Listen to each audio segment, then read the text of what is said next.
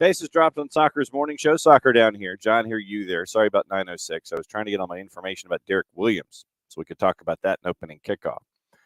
Today is obviously the last show of the week, last show before Christmas. There will be no live shows Monday. What we're going to do for the 3-day weekend is we're going to make it, we're going to catch you up on stuff that you might have missed. We had some really cool interviews this week. Racing Louisville's head coach Bev Yanez came by for a 1v1. Yesterday, we caught up with President and CEO of Sporting Club Jack, Steve Livingston, and that one is up on the network as well. We'll remind you about those and make it a soccer over their weekend. And Monday will be soccer over their marathon. So basically, at like 9, 12, 3, and 6, we'll post soccer over there. And so that'll be Monday. We'll be back on Tuesday. I will be doing the show Tuesday from South Alabama because the boss and I are leaving today to go down there for the weekend for the Christmas holiday. So Tuesday will be from South Alabama back here in the office and Office HD on Wednesday. Here's the traffic. We got news. We got stuff to talk about. There's some philosophical things this morning to talk about. There was one article, Morning Ropes, Morning Badger. And as always, thanks for the subscription because we could not be here without you. And we can't thank you guys enough here in Season 7 as we turn toward Season 8 in short order. That's wild to think about, that the network's been at it for almost 8 years. But we got philosophical stuff to talk about this morning. I want to know your Christmas thoughts. I want to know. Here, I guess this is kind of QOD material. Question of the day. Your favorite Christmas soccer gift that you ever got, and what's on your soccer Christmas wish list for this year. So what's your favorite soccer Christmas gift you ever got, and what's on your Christmas soccer wish list, soccer Christmas soccer. Your soccer Christmas wish list for this year. That's the QOD, and we'll run through. That'll be throughout the show. So put your thinking caps on, and whatever is involving your favorite soccer Christmas gift and your Christmas soccer soccer Christmas or Christmas soccer wish list, that's also here. So whatever you guys have with that, that's up this morning. On the road home from the Abstermobile. Morning, Abby. Thanks for coming on and hanging out as well. We mentioned the thing about the reissuing of the Atlanta is American soccer scarves. We'll have an announcement after the first of the year about the other scarf. So we'll start the year with a new scarf to help out our friends from the Marshall Islands. So that's a tease. So we'll help out our friends from the Marshall Islands. We'll let you know about that after the first of the year. So no Monday show on, I guess it's next 2 Mondays. So no Monday shows live, but we'll have some tape stuff to let you know what's going on. Also today, like I said, we got some philosophical stuff. We got a lot of news to get into. We'll get you ready for the weekend. Prem and Proper will come out later today. Drew Dickinson has cut his 3D. The Drew Dickinson diatribe is ready to go. And we'll see if Maddie can escape her family long enough to cut something to discuss the continued injuries for an injured starting 11 for Newcastle. So we'll see what Maddie's up to as well. So Abby says, no gift ever for Christmas. Wish list going to St. Louis for Atlanta United. You're not the only one. That is the one. Welcome back, Joe Johnstone. Thanks for coming by. Abby's like going to St. Louis for the Atlanta United game. Okay, full disclosure. The boss and I are already thinking about that one because it's before both of our birthdays. And so we are thinking about doing that one. So we're thinking about that one. We're thinking about St. Louis. We're right there with you, Abby. And Abby's getting go-go juice for that is a true Smokey and the Bandit reference. Merry Christmas. Back at you, Abby. Badger got a new son, meaning Yeonmin Son, Spurs jersey, for Hanukkah this year. Yeah, of course it counts. Absolutely it counts. See, and actually, Badger, you might get 8. You might get 8 wishes. So I think that, Badger, you got 8 wishes you got to work on. So Hanukkah wish list, no injuries for our players. Absolutely. So yeah, Badger, you got 7 more wishes to come up with. So like I said, that's kind of an underlying theme this morning. Best soccer Christmas or Hanukkah gift, holiday gift, and then what's your holiday soccer holiday soccer wish list? Like I said, Badger's got another 8. He's got to come up with in short order. So, all right. So, news of the morning, opening kickoff, brought to us by our friends at Kickoff Coffee, kickoffcoffeeco.com. There's your QR code for those of you who are watching, not just on Twitch, but on the YouTubes and on the 280-character app. And if you use Kickoff Coffee in the morning, Michael Valverde is apparently sworn by it because he will mention every single brand that he has there in the house in North Carolina that he will partake this morning. And you get Kickoff Coffee. Don't forget to use the code SoccerDownHere15. You get 15% off your purchase. They, in turn, take 10% reinvested into youth games and youth initiatives. Very, very cool stuff from our friends at Kickoff Coffee and kickoffcoffeeco.com. Now, we mentioned coming into the month of December after MLS Cup that you get all of the alphabet soup of all of the player acquisition elements that are tied to Major League Soccer. It's reentry, it's waivers, it's stage 1, it's stage 2, and you can't keep your things straight. But there were a couple of transactions that came through yesterday, and one was outbound, and it is officially official that the up to $275,000 in general allocation money is arriving for Atlanta United from DC United. Morning, Tom, both hands on the wheel. Okay, so Tom is going to Charleston from Augusta, Columbia, and south.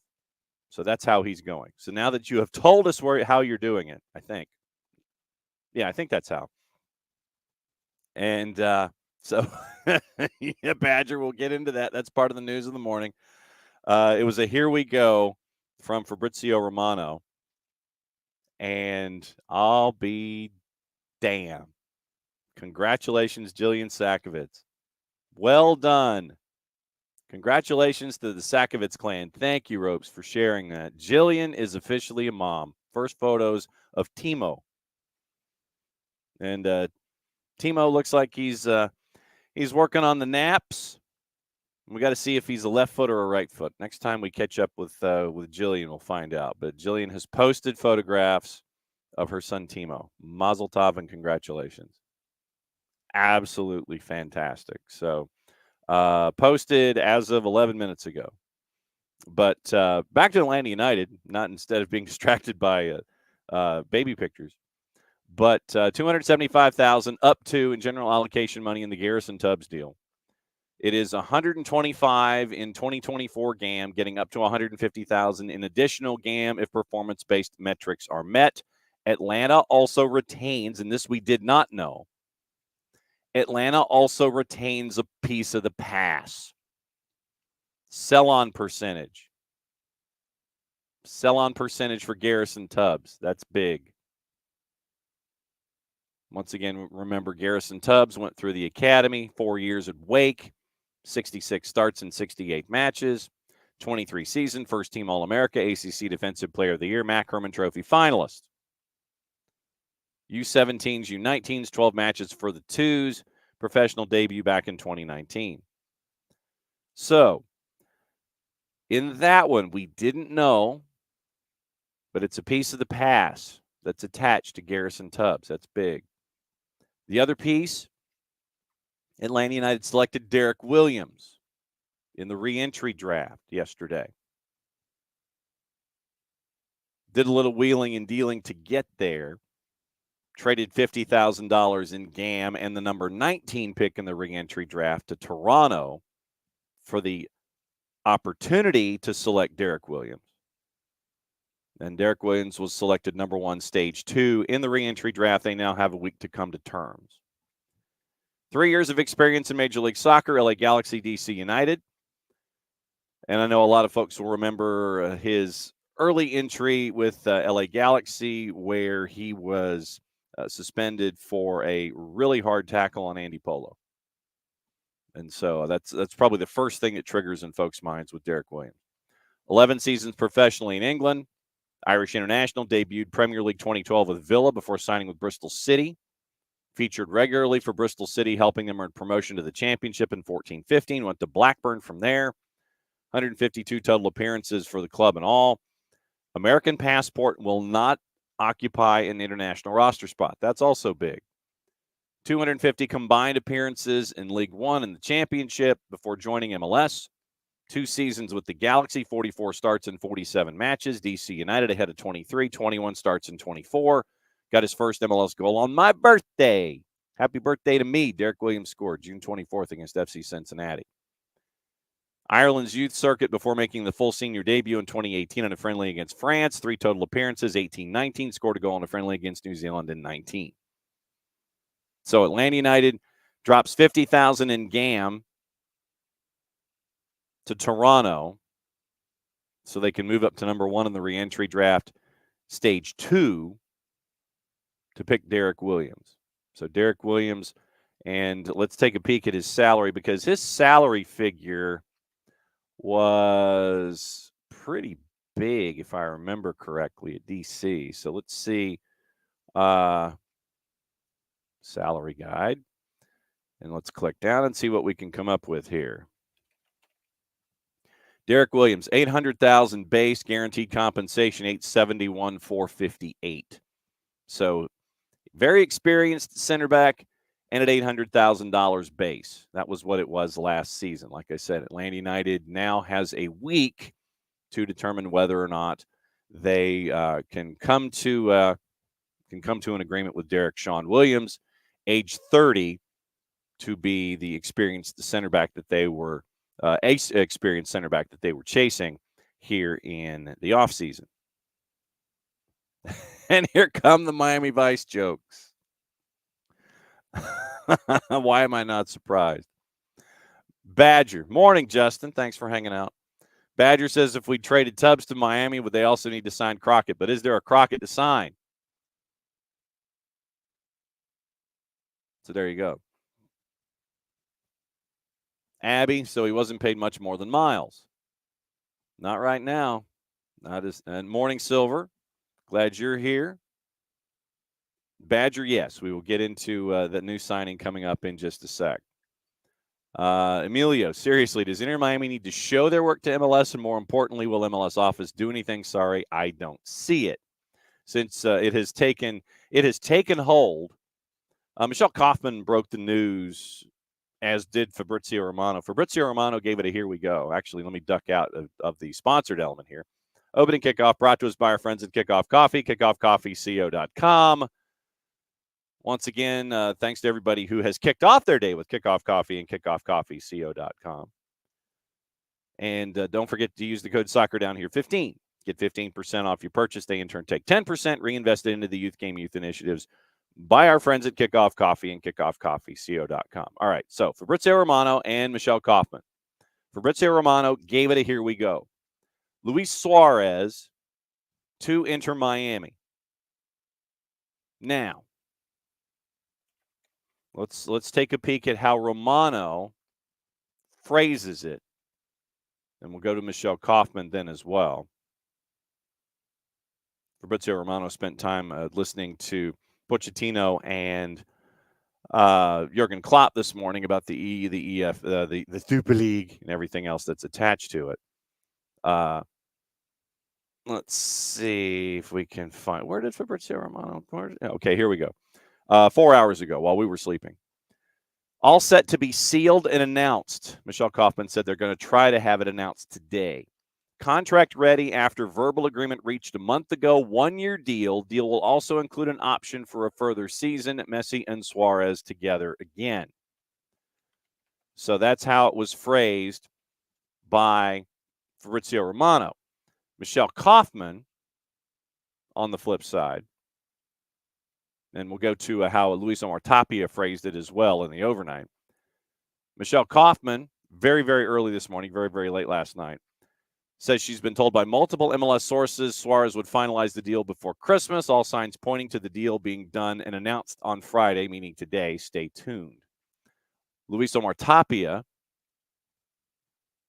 says closed. The agreement is ready. Luis Suarez is already a new Inter Miami footballer. Tomorrow, meaning today, official your signing will be made with Inter Miami for the 2024 season.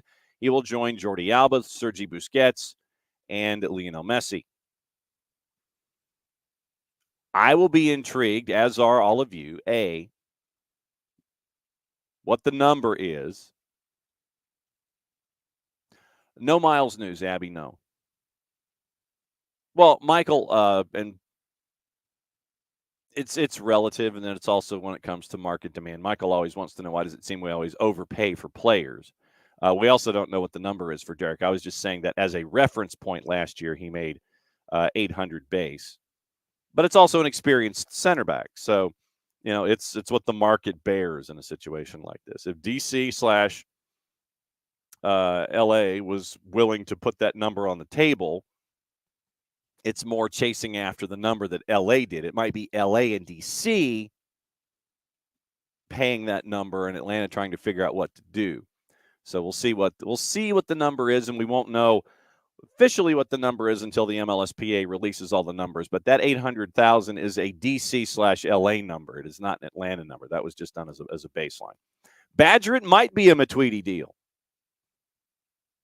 Badger thinks that the Suarez deal might be a Matuidi deal. Would not, And for those of us who have been around and have seen how the salary cap has been massaged, shall we say,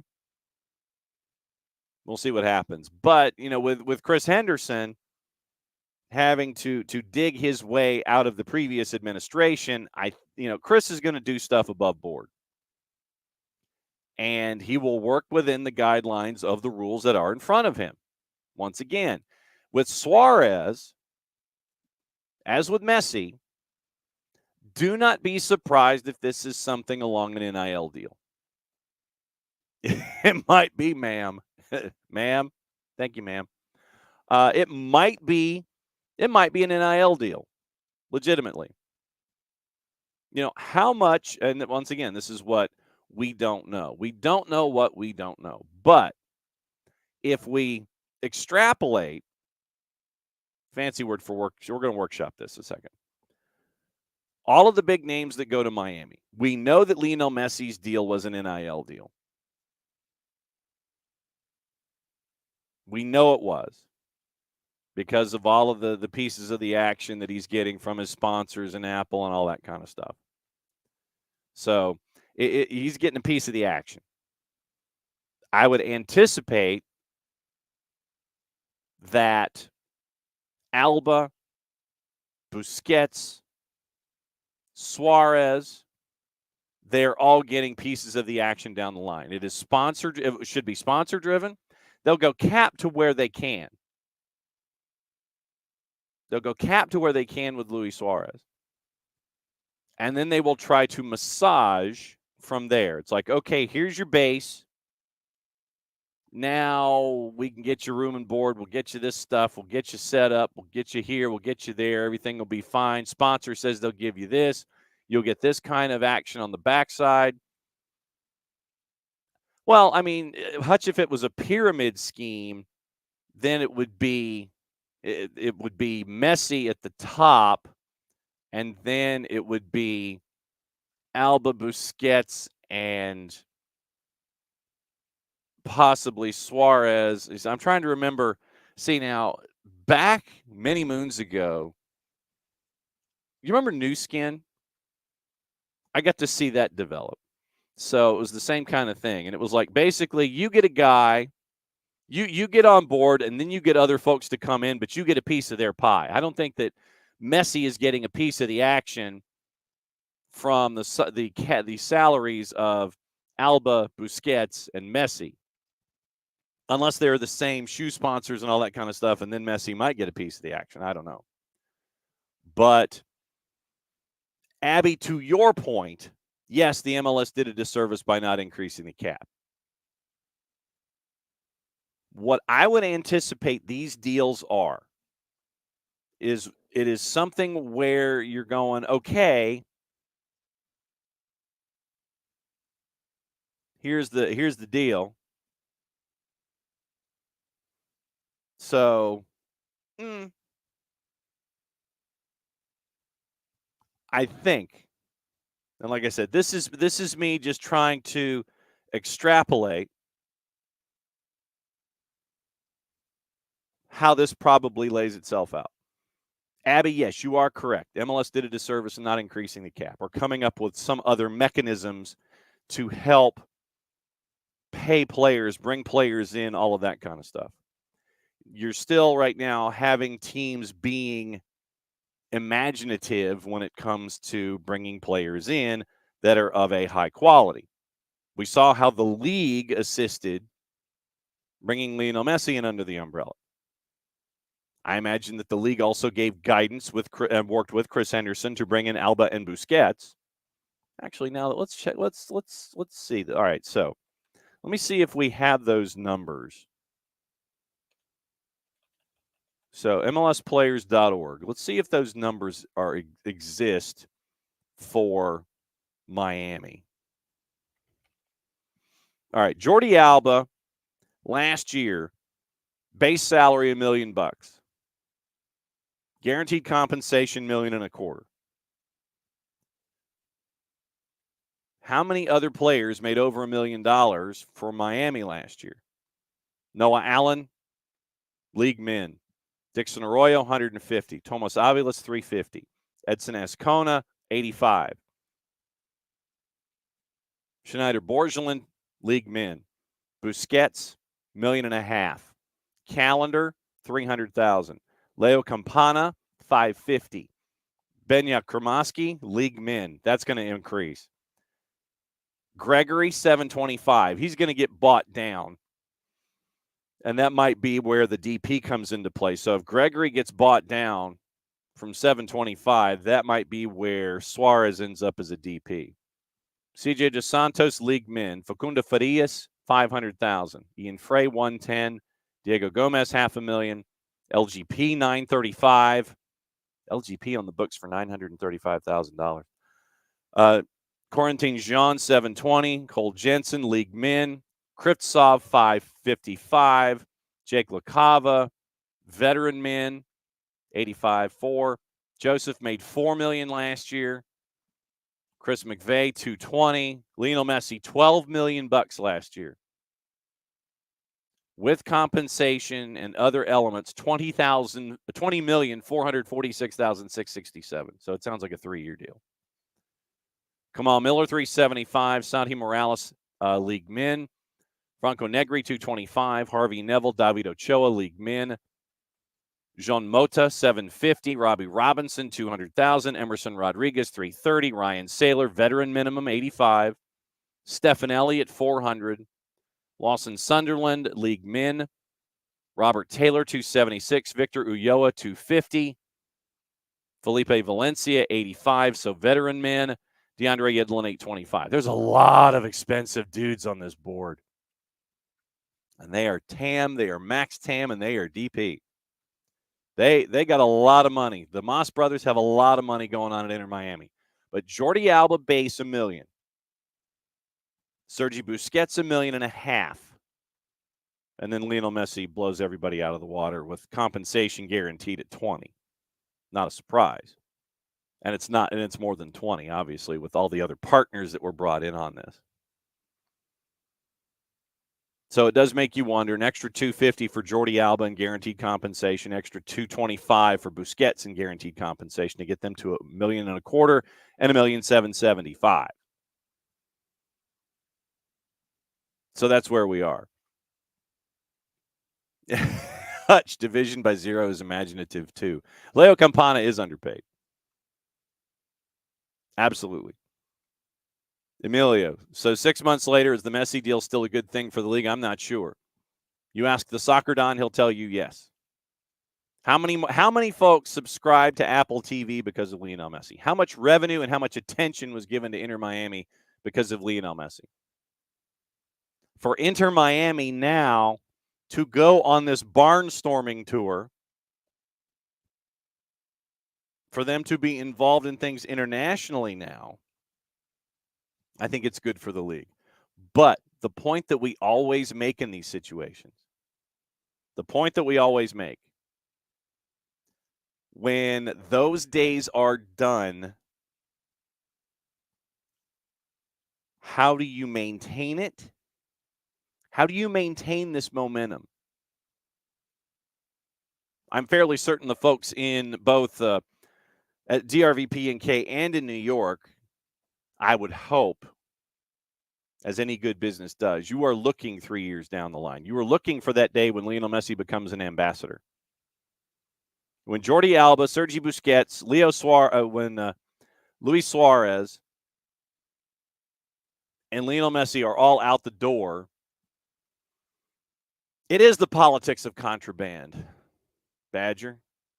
Absolutely. It's the nature of the business. Smuggler's Blues. Glenn Fry, rest in peace. One of the most underrated Miami Vice character actors that was in there for an episode. Morning, Harry. Merry Christmas, Happy Holidays to all of the SDHers.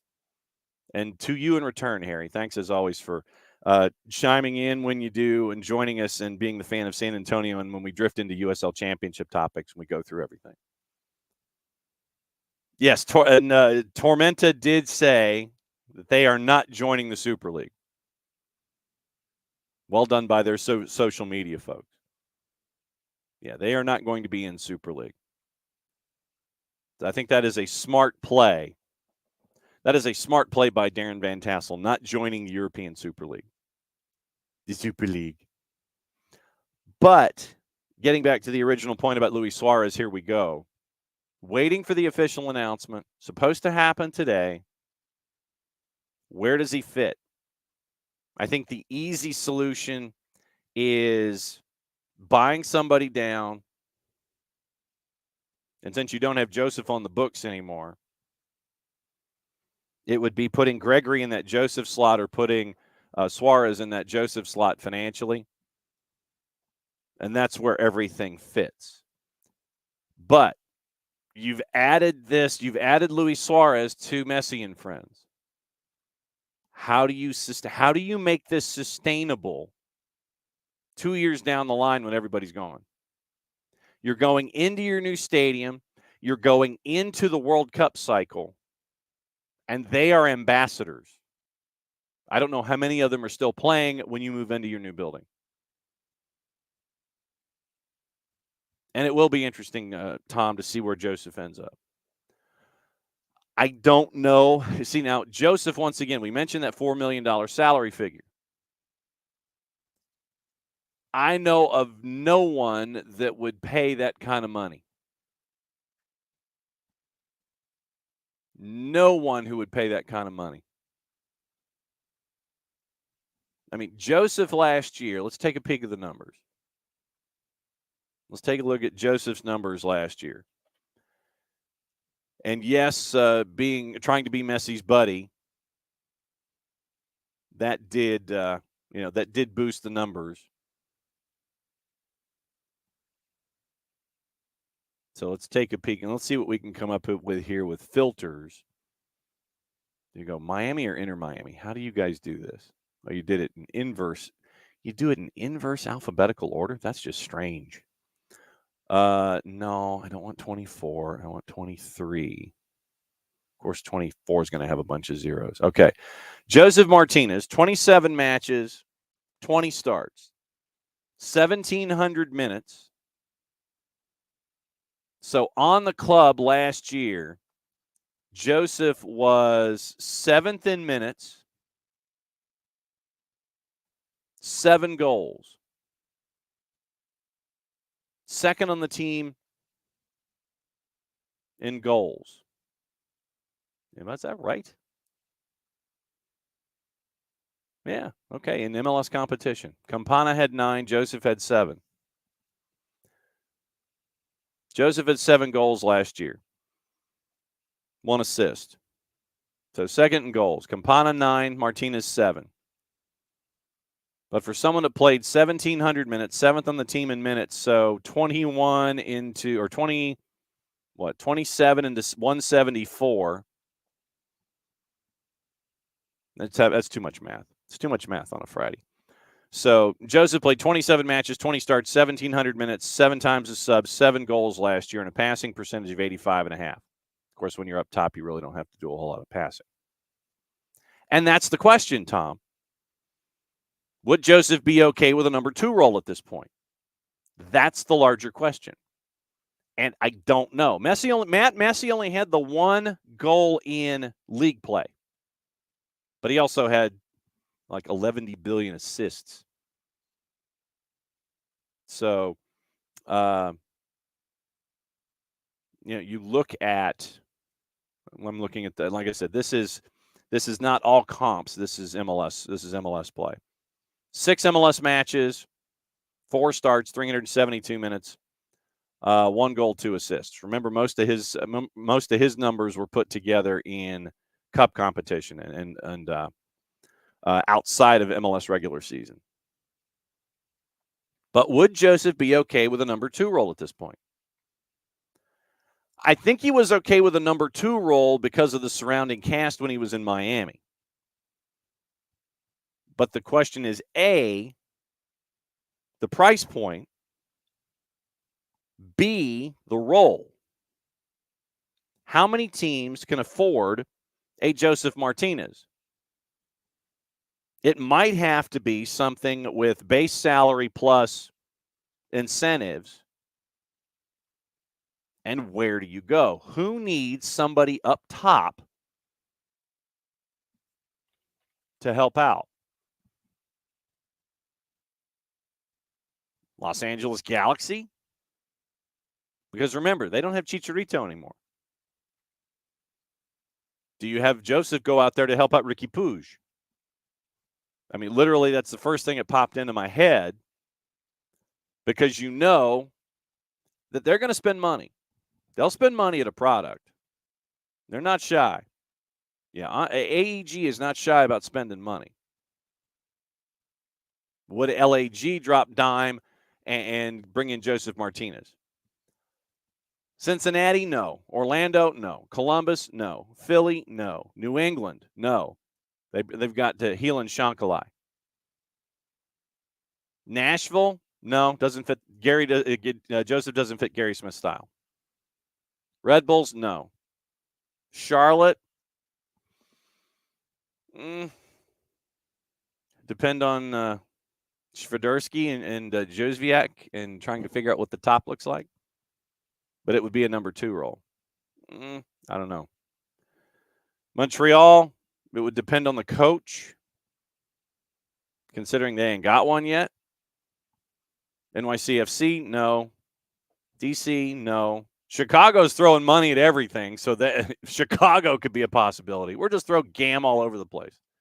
Literally, it's like Cartman swimming around on the floor with the dollar bills. They're just throwing money everywhere. And Toronto. Toronto's got their own ish to sort out with Insigne and Bernadeschi. They got to sort that out first. Western Conference. St. Louis, no, he doesn't fit. Seattle, I don't know if Seattle would spend the money. LAFC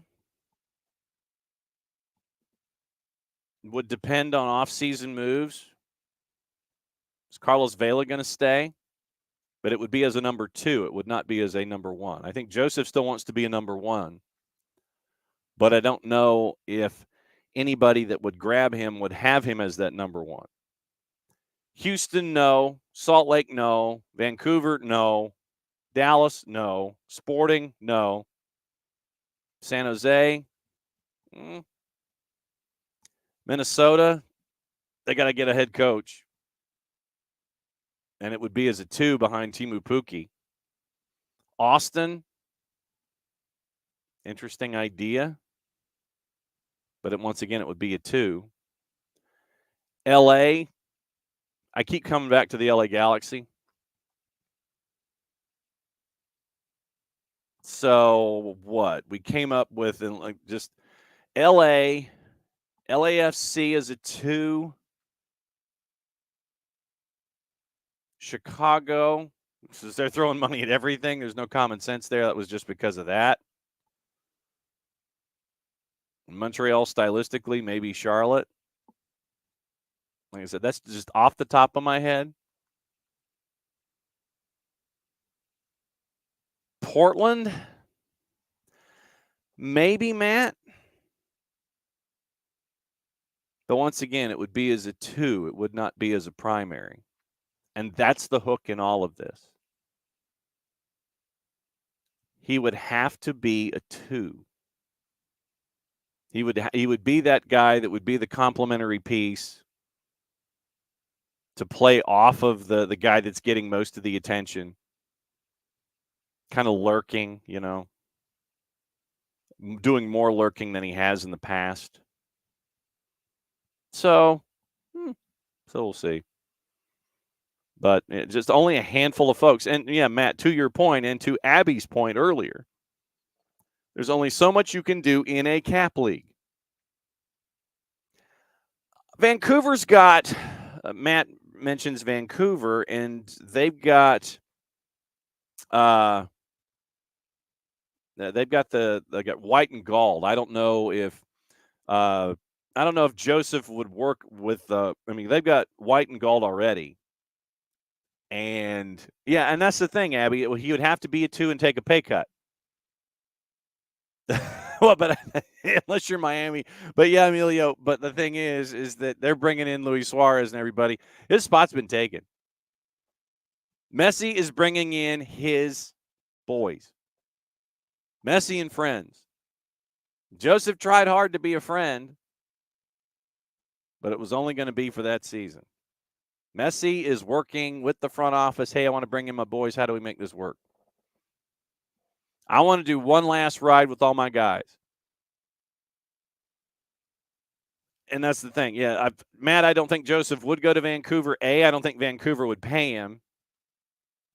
And B, the other element in this is that, like I said, he'd be behind a couple of guys already. So let's take a peek at Vancouver's salary situation. Kubas, over $1 million. Ryan Gauld at 2.4. This is base. Guaranteed comp, 2.5. Richie Larea, 1.4. Shopee at 900,000.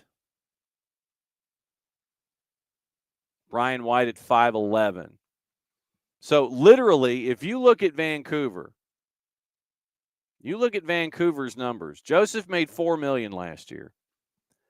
They have 1, 2, how many dudes? They got 3 dudes who make over $1 million anyway. That's it. 3, 450. 3, 4, 4.8. Literally, if you were to combine Ryan Gauld, Richie Larea, and Andres Kubas, or honestly, let's do it this way. If you were to combine Ryan Gauld and Richie Larea, you'd come up with a Joseph Martinez. 3 guys that Vancouver paid over $1 million last year. You combine 2 of them, you add up to Joseph Martinez's salary last year. Vancouver will not spend that kind of money. Vancouver will not drop $4 million to bring in Joseph Martinez, and he would end up being a number 2. Matt remembers rumors of a while Joseph wanted to go to Brazil, and that's where he may go. Hutch remembers that Joseph's salary is now a rounding error. Yeah, it's a rounding error in Major League Soccer because, remember, it's all about the collective. So, Badger because of Bell on the front of the jerseys in Vancouver. Give him a Bell helicopter. But, yeah, Vancouver would not pay $4 million for one dude. And especially if he was going to be behind Gauld and White when it came to the offense. Well, Matt, you want to stay active. So maybe he goes to Brazil. Matt is positing San Diego. But once again, Joseph, if he plays a year someplace else and tries to come back in San Diego, that's 2 years down the line. That's 2 years more of those knees. So I don't know if I think Joseph may end up Joseph will try to stay in Major League Soccer. But he's got to understand he ain't getting paid $4 and he's not going to be a primary. I keep drifting to the teams that would pay that number, and it might be LAG. Hell, like I said, it might be Chicago. Because Chicago's half past crazy right now. It's like they're just throwing money at anything. It's like, yeah, we like you. So hey, here's some money. I mean, like literally, they're like the dude that won the lottery, and he goes down to the corner bar and he wants to buy drinks for everybody, and he keeps doing it, and he keeps drinking. Last year, Chicago, 7-figure salaries. Sehos on defense, Jimenez at 1.6. Kasper Shabilko at 1.1. Not so big Shaq at 7.3. And Jairo Torres at 1.1. So I don't think, once again, unless Joseph, it's going to take a lot less than, it's going to take less than 4. Because Not So Big Shaq got 7.3 last year, guaranteed compensation north of $8 million.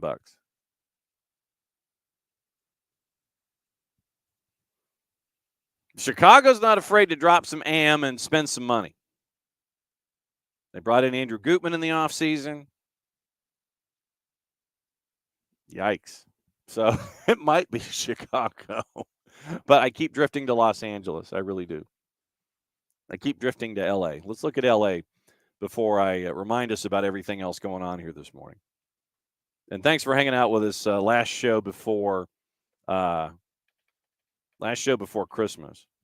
All right, so LAG, let's take a peek at them real quick. Last year, Gaston Brugman 1.2, Douglas Costa. If LAG is going to pay Douglas Costa $3 million, that might work for Joseph. Diego Fagundes got $1 million.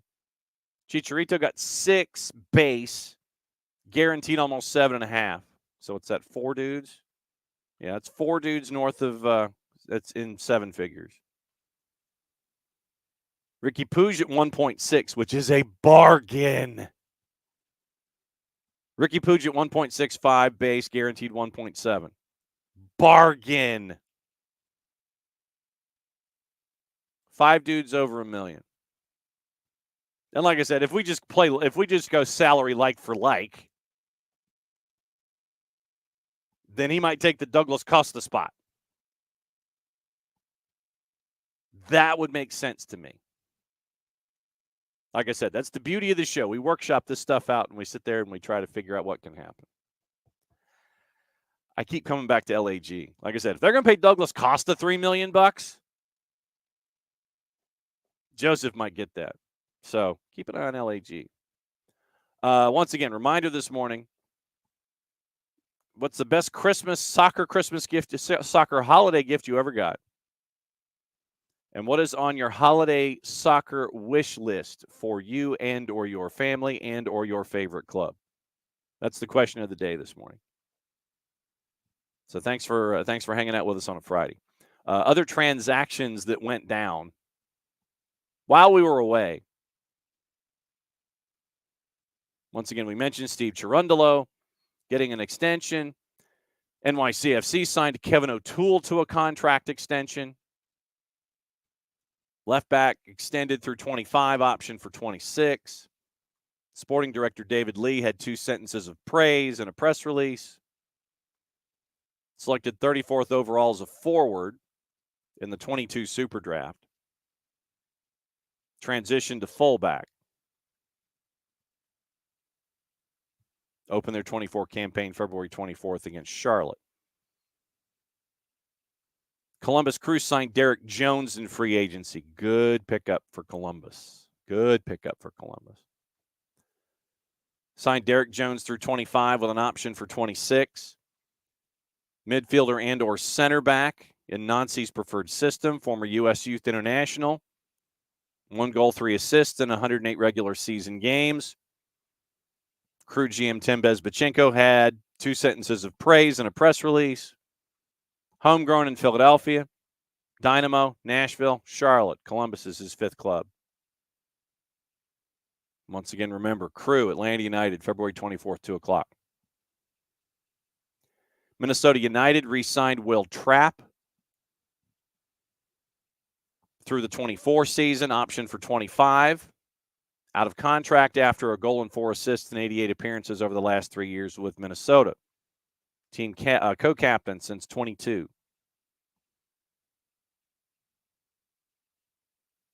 Columbus Crew signed goalkeeper Nicholas Hagen off of the lists of the Israeli Premier League. 27-year-old joins on a contract for 24, includes options for 25 and 26. Most recently featured for Bnei Saknin in Israel, 4 appearances in 23. Began his professional career signing with CSD Municipal's under-20 side in Guatemala. FK Sabel in Azerbaijan. Hamar Atene in Norway before move to Israel. Schulte, Bush, now Nicholas Hagen coming from the Israeli Premier League.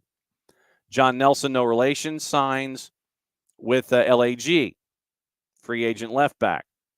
Goes from all caps to LAG, former youth international, through the 25 with an option for 26.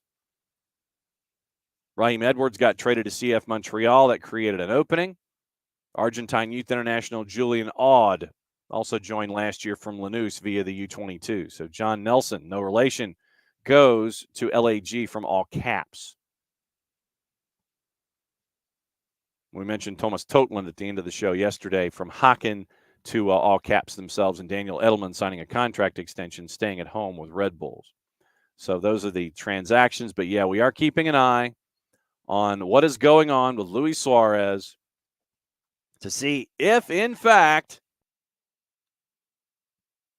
that does become here we go. We are anticipating here we go, and everything working its way in to that particular way, but we'll see what happens here. Reminder, it is time. You can sign up. Go to Jason's Facebook page, and you can sign up for the fundraiser at Topgolf, January 25th. Registration's already open, so go ahead and sign, jump in the door, be a part of that fundraiser to help out soccer on the South Side. And we'll keep an eye on that. But registration is open. Open. Let's see. Everton, as we mentioned, holiday wishes. It's not, Matt, it's not off topic. We'll get to it in a sec. Rope says Everton staying up is on your Christmas list. I do have a note about 777. I don't know if you necessarily want to hear this, but new story from our friends at Yosemar Football, and I will post the link in the Twitch pitch. 777 partners-owned club Standard Liège was hit with a transfer ban for the second time in 2023 by the Belgian FA.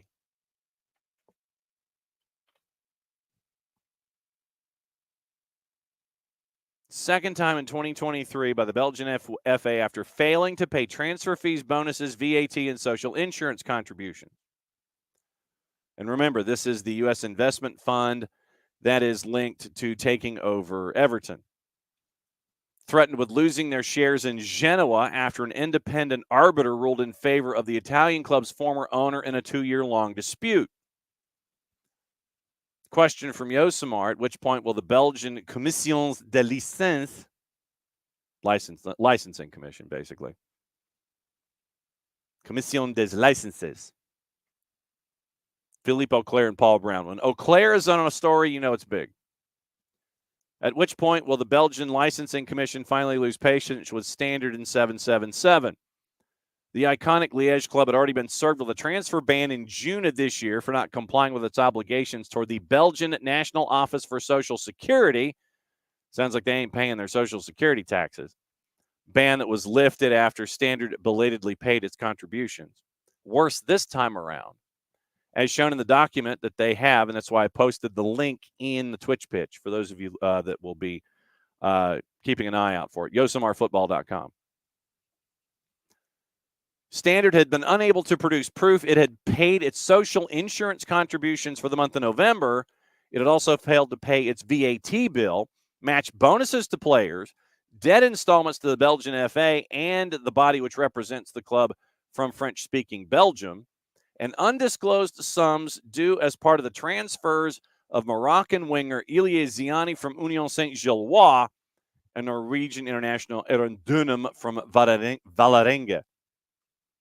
All the more surprising that Ziani, who has yet to play for the first team, it only cost €200,000, and that Dunham, who had been bought by their previous owner 2 years ago, had been sold to Toulouse back on September 1st for a reported €4.5 million, which represented a $3 million profit on what he cost Standard in 2021. 777 were summoned to the Commission de Licence on 20 December, admitted the monies due had not been paid. As a result, the commission issued an immediate transfer ban and imposed a reduction of the number of players aged 21 and over who could be included in Standard's professional squad. And there's a reproduction of the finger wagging from the government agencies towards Standard Liège. Standard published a short statement in which they said they had every confidence that the sanction would be lifted as early as Friday, December 22nd, meaning today, and that the club's ability to trade players in the forthcoming transfer window was therefore absolutely not in question, as 777 had made available the necessary funds to honor its commitments. No reason was given as to why they failed to do so in the first place. So once again, keep an eye on 777 as they are chasing after Everton. The article from Yosemar Football about Standard Liège once again posted in the Twitch pitch. JOSIMAR Football, FOOTBALL.com. One of the great investigative units that is out there today. Matt, totally off topic. Does Atlanta continue to pursue Mensah and Gregerson since we picked up Williams? Probably. Just because, well, and remember, once again, and I'm not trying to poo-poo the deal at all, but remember, you've got a week when you pick up somebody in the re-entry, you've got a week to figure out whether or not you can come to an agreement. You're always working. As we always say from Glengarry Glen Ross, and I need that drop, A, always be BC closing. Always be closing. Always be closing. You're always chasing deals, especially in the offseason, especially with the January window coming up. If you think that you can get Gregerson to add to the experience, to help be a mentor, is Derek Williams your mentor? Do you bring in Gregerson as your higher profile, your overseas center back? You're going to need mentors for Noah Cobb and Efren Morales. You're going to need folks that start. Miles Robinson wanted Walker Zimmerman money. That ain't happening from what we've understood. Some reports out there said that Miles Robinson wanted Walker Zimmerman money. And that is not going to happen in this environment because you don't, once again, Walker Zimmerman made 1.8 last year, guaranteed compensation over $2 million. Thank you to the MLSplayers.org for that. Miles made $1.4 million. Miles made $1.4 million last year. So you would have to take that $1.4 million and reinvest it, and thinking morning Knicks about what you want to do with the future. Emilio posting the notes from Stian Andre Deval, who is a Norwegian journalist. Okay, so 9,245 followers, but followed by Fabrizio Romano. So we have, we got some evidence here. The following numbers worry me. but being followed by Fabrizio Romano does not. So let's go ahead and translate. We're using the Google Translator here. Activity is increasing. Most clubs before the transfer window opens in January. So he's rolling through a couple of things. We got our second Valarenga mention here. National team stopper Stian Gregerson under contract with Bordeaux. Team is below the middle of the table. Actually, will struggle. Yeah. Well, and Stian Vol is being nice because right now Bordeaux is in the relegation zone in Ligue 2. 17th out of 20, if I remember correctly. So Duvall reinforces what we talked about before with Gregerson. National team stopper Stian Gregerson under contract with Bordeaux. Team is below the middle of the table, and this is Google Translate. Below the middle of the table will struggle to manage promotion this season. We'll go back to find out about it. 28-year-old Gregerson now has interest from MLS club Atlanta United, which The Athletic reported a few days ago. Netavision is informed Atlanta has now also submitted a bid for Gregerson in an attempt to buy the free Norwegian. The MLS club should be willing to pay around $2 million, which is equivalent to just over 20 million krona. So $2 million transfer possibly for Gregerson, according to Stian Andre Duvall for Netavision in Norway. So that's where we are. In advancing the story from The Athletic, and I love how you guys got your heads on a swivel doing searches. So Netavision in Norway is saying right now Atlanta United is willing to pay $2 million to Bordeaux to bring Gregerson over. I mean, Abby asks if, they actually Netavision, Nix, translated it for me. I didn't need the Krona calculator yet. Go to xe.com. They always seem to do really well for me in those situations. If Miles is out of contract, does he lose rights to work at the training ground? And so Nix, he's not a part of the club at the moment, so he probably does, unless the club wants to do him a solid. And we'll see what happens. But I think that once you're out of contract, then you got to find your own gym. So we'll see what happens. But Emilio, head on a swivel this morning on the 280-character app. Looks like, according to Stian Andre Duvall from Netavision in Norway, looks like Atlanta United might be offering Bordeaux $2 million to come from Bordeaux to be another experienced center back for Atlanta United next year. So put Netavision.no in your bookmarks, folks, and maybe start following Stian Andre Duvall. Stian Vol on the 280-character app. So that's your update on Gregerson. Nix.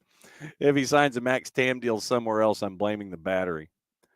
Atlanta United, too, by the way, signed defender Matthew Edwards. This just came across. So actually, we'll go ahead and give it we'll get the horn out.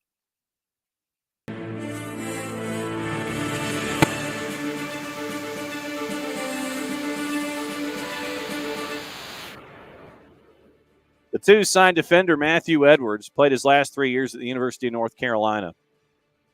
Played in Atlanta United's academy. Edwards signed through the 24 MLS Next Pro season. Joined the academy back in 19 at the U17 level. Served as captain at the U19 side. Got a taste in the USL Championship. Made 8 appearances for Atlanta United 2. Chose to sign the letter of intent for UNC.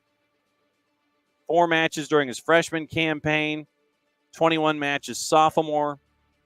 Mainstay on the back line, 8 clean sheets. 18 matches, 16 starts, and 23. Recorded 2 assists. I thought I hit the loop on that, man. Well, so much for that idea. Well, so we'll hit it again. 6-foot junior. So he's had 3 seasons with the Tar Heels. 16 starts, 2 assists, helped them make the run to the ACC tournament final and the NCAA quarterfinals. Right now, the roster for Atlanta United has 8 midfielders, but 3 will be on first-team deals effective New Year's Day. John Berner in net. Matthew Edwards is your first defender. Midfield, Luke Brennan, Alan Carlton, Matias Gajardo, Nick Firmino, Noble Okello, Aiden Torres, Johnny Vial, and Jacob Williams. Kareem Tamimi is your lone forward up top. Keep an eye on Atletico San Luis because they may be interested in Johnny Vial. So we'll keep an eye on that as well. That news on Johnny Vial and Atletico San Luis came out a day or two ago. So we'll keep an eye on that. Jared Smith joining us in hour number 2. Why do I hear music?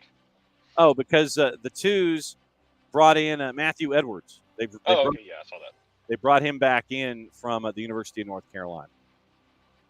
So we discussed that briefly this morning as a player acquisition. Yes. Twos rounding out their roster. And we had questions about this yesterday that were just kind of thrown into the ether, not towards anyone in particular. Yeah. But about, why you sign guys like this, why Okello, you do what you did. The same reason that you had Nick Firmino is guys bloom at different ages and they take different setups to kind of unlock themselves. Nick Firmino, obviously, went Super Saiyan last year. But he was a homegrown with New England and didn't stick. Okello was a homegrown with Toronto, didn't stick. He played a fair amount in 2020 with them.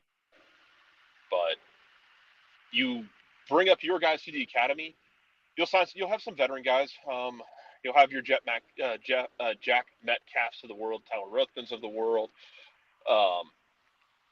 You'll have your older guys to help stabilize that. But while you're also putting in guys on twos deals, your Alan Carltons, yep, and those guys, and your academy players, you're also bringing in guys to give them a second look who you might think, hey, I really like that guy. It didn't stick for him where he was. Maybe if we bring him in here and see if we can unlock it and see if you get yourself another Nick Firmino, somebody who might play really well for you and break through and take that step that he didn't take in his last place. And other places will do that with Atlanta players. Like you'll have guys like Bryce Washington joining with North Carolina. Yep. I get that's USL Championship. It's not the same thing as MLS. But you'll have guys that happens to where it's they'll get an opportunity to play with you. It doesn't click, and they might move on. Dava Mejia signing with the Miami FC, home of the world's scariest mascot. Yes. But you'll have guys who move on, and they might blossom somewhere else. It might just be they needed a different environment. They needed a different voice in their ear. They needed a different setup. They just needed more time. It could be a combination of anything. That's why you bring in guys like that. A couple of real quick things. USL Championship making some news. Paulo Di Piccolo resigns in Luz City. Jake LaCava added in Charleston. So interesting pickup for Ben Pierman in Charleston with Jake LaCava. And one of the other folks that, we mentioned the Garrison Tubbs deal. And one thing that we did not know until we read the fine print is that Atlanta keeps a percentage of the pass in all of this. Yeah, they do. You know where else they're keeping a percentage of the pass, allegedly? Allegedly? Allegedly. Have we talked about Johnny Vial? Not in depth, and I have it to my left, courtesy of Cesar Luis Merlo. And when he busts out something, you got to pay attention. Yeah, that's S-tier sourcing, folks. So if you've missed it, sounds like Johnny Vial is going to go to Mexico. I hate it personally in a selfish level. I'm happy for Johnny because I think he'll do well. Johnny Vial had been playing with Mexico's youth national team. He's a U.S. He has U.S. and Mexican citizenship. He could play with either one. And him going there, it's kind of like it's kind of, you're kind of bummed out a little bit, I think. At least I am. But you're selling him there, and you maintain a percentage of any future sales. I hope he goes and kills it. But yeah, I am disappointed because he's so much fun to watch. But I hope he kills it over there, and I think he will do well for himself. We'll see what happens with him. But yeah, the same thing with Tubbs, where you're getting paid, you're not losing it for free, and you maintain a percentage of future sales for him, which is important if he blossoms the way you think he might. Yep. According to Merlo at to am.com.mx, Atletico San Luis are going to have Johnny Vial for the Clausura. Right now, he is still listed as being a part of the roster for Atlanta United. Still waiting for everything to be officially official and go to the equivalent of a here we go. Super Deportivo learned that Atletico San Luis bought Johnny Vial from Atlanta United, which keeps a percentage for a future sale and will offer him a 4-year contract. Vial, 18 years old. Yes. 18 years old. Yeah, go ahead. Finish on. Sorry. Last 23 campaign, 611 minutes, 14 games, 3 assists. So, okay. One of the trickiest players on the ball that I've seen come to that academy. Just so damn good on the ball, so good in 1v1s, so smooth with his feet. He's been working with Mexico's national team, and let's be honest, man, this will help him in that. I think this will get him a little more exposure with Mexico's national team, maybe U23s as he gets a little bit older. Johnny's got to get a little bit bigger. He's toughened up like crazy. Like, that kid's gotten tough, and he had to. He's not very big. He's gonna get beat up. He's gonna get knocked around. But this also helps him in the with visibility with Mexico's national team as he grows older. So hopefully he does well. Yeah, and yeah, you'd mentioned Aberdeen. Well, it's because he dribbled half of Aberdeen's team. Yes. When he was when Atlanta and Aberdeen did their friendly last year about this time, I think it was December or January they played. I think it was December because I think it was like end of December, early January because it was during Scotland. Scotland does a 2-week break because they have to, because the fields in the Highlands turn to permafrost. Even the turf fields are frozen over. But yeah, he basically dribbled half of Aberdeen's team. It was great. And so Aberdeen loses out, but we'll find out what the latest is with Johnny Vial. Like I said, currently still listed on the roster for the twos, but when Cesar Luis Merlo says to Super Deportivo that he's heading toward Atletico San Luis, you must pay attention. So we will be paying attention to see if Johnny Vial ends up with the 4-year deal as it is written by Cesar Luis Merlo over at Atletico San Luis. Nick's looked up the mascot from the Miami FC, and he agrees it is quite frightening. A 7-foot-tall kingfisher bird. It is quite frightening. So Nick's has now been scared, apparently, for the weekend. As he should be. Again, I'm not joking when I tell you Miami's mascot is the thing of nightmares. It is right up there with, like, if I'd seen it as a child, it would have traumatized me like the Chernabog does in the Night on Bald Mountain video at the end of Fantasia. Yeah. Because, like, me choosing the less quality option in my life as a kid used to, like, go to sleep, like, with Fantasia on and, like, try and challenge myself. Fall asleep before Night on Bald Mountain, which is the penultimate part of the original Fantasia, the last one being the Ave Maria. But yeah, that's that thing's a stuff of nightmares. That is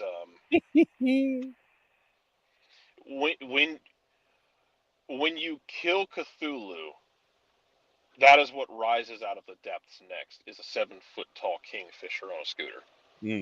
That's pretty damn scary. Yeah. Lovecraft wishes he could have done that. No doubt. We got into the discussion about Steen Gregerson and Jonathan Mensah because of the selection of Derek Williams in re-entry. And we now have Atlanta United still has a week to figure out the price point and see if the two can agree to terms. Matt Wagner brought up the question, do they still chase after Gregerson and Jonathan Mensah if Derek Williams comes under the fold? And I mentioned that much like Glengarry Glen Ross, A always be BC closing, or more accurately here in this part of the world, A always be BC Cruton. So I still think that you're kicking the tires on Mensa and folks doing the Lord's production work this morning. Emilio found a Norwegian writer followed by Fabrizio Romano that has a price point of $2 million to Bordeaux for Gregerson to come over and be a part of things for Atlanta United. So just because you've selected Edwards does not mean that your job is done at the back. No, it does not. It means you have the chance to negotiate with him here, and you see what you can make happen. We'll see if they do that. We'll see if they if they're able to lock something up with him. And I think you're still kicking the tires on Mensa. You're kicking the tires on other players to see what might work for you. And if you end up spending $2 million on a defender, you can spread that out and you're just fine. So Gregerson and Bordeaux. I was mistaken. That feels more like that's the guy you're getting to start right now. Yeah. Whereas if it's Edwards or Mensa, those are guys you're getting to be depth pieces. Yeah. So are you shopping for breakfast or lunch? Oh, no, last minute things. Okay. I was wrong. Bordeaux was in the relegation zone in Ligue 2. They won last time out, apparently shocking the planet. And it was against a team that was below them in the standings. So, okay, that makes sense. It was a 2-0 win at Dunkirk, who is in Ligue 2. And they are now 13th out of 20. And they are 9 points out of a promotion playoff spot at the halfway point of the season. So they've hit the halfway point of the season. Bordeaux could get $2 million as a team that is struggling at the bottom half of Ligue 2 right now. And Steen Gregerson could be the next part of the French football pyramid that could be wandering over here to be a part of Atlanta United. Atlanta United has been kicking the tires in France, and they've been getting some things done. Yeah, that's just what they do. They ain't kidding. They're just like, it's find the marketplace and dive into it and see what's going on with the lay of the land. But they're fine. It is, and that is when you find all of these gems in these underreported places, all these ideas of like, okay, where is a depressed or distressed market? Find clubs that are in need of a capital infusion. Go to those clubs. Hey, bruh, you got a problem. You got a player. We'll take him off your hands. Hey, here's some money. Atlanta United seems to have zigged when everybody else was zagging, and they found France. But, I mean, that's what happens, though. Is like, it's not just them, though. It's going to be other people as well. It's going to be, that's where they're shopping right now. Other clubs are going to find other markets that they can exploit. We talked about, hey, why are teams not shopping in the Far East? Why are they not shopping in Japan in the K-League? Well, some are shopping there. Some are going to hit up other markets in South America. Everybody's searching for what's going to work for them. Right now, Atlanta seems to be comfortable and in their cradle of happiness with shopping in France. Yeah, man. If you, like I said, it feels like that. It would be the move to replace Miles at the back on a TAM deal, because you can spread out that money. The other guys feel like that's your third, fourth center back kind of thing, and then see how you feel about Noah Kopp pushing those guys, and also you bring, especially if it's a guy like Mensa, yeah, who's seen it all and done it all. You bringing him in to be a third guy, but also to be a mentor for guys like Cobb and Efrain Morales. Yeah, and so that would be the next part of all of this as we roll our way through. The question that I had this morning, since we are heading toward the holiday, don't know it well. There's four card if you're thinking about. Okay.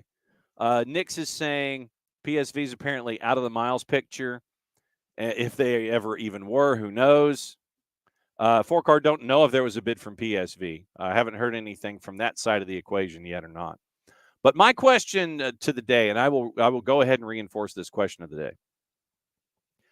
The best soccer-based holiday gift you ever got, and what is on your holiday soccer wish list?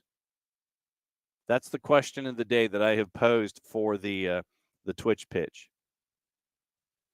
You, sir, what is the best holiday soccer-based gift that you have ever gotten? Well, I mean, like I've said before, I don't really, I am very much of the dad philosophy that I don't want gifts. If I want something, I'll go get it myself. Right. Because I don't really ever know what I want. And I don't want things most of the time. Honestly, it's like not a lot of times, not even soccer things, because that's more of like a spur of the moment thing. Yeah. Probably like a copy of Das Reboot, which is a great read. Yeah. That sort of thing.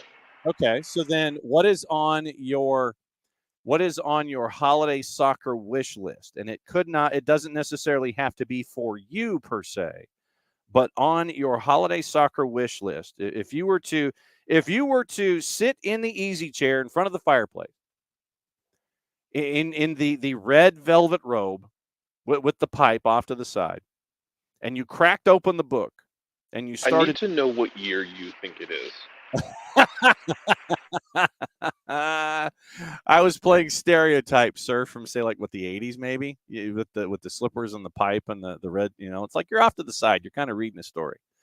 Holiday soccer wish lists.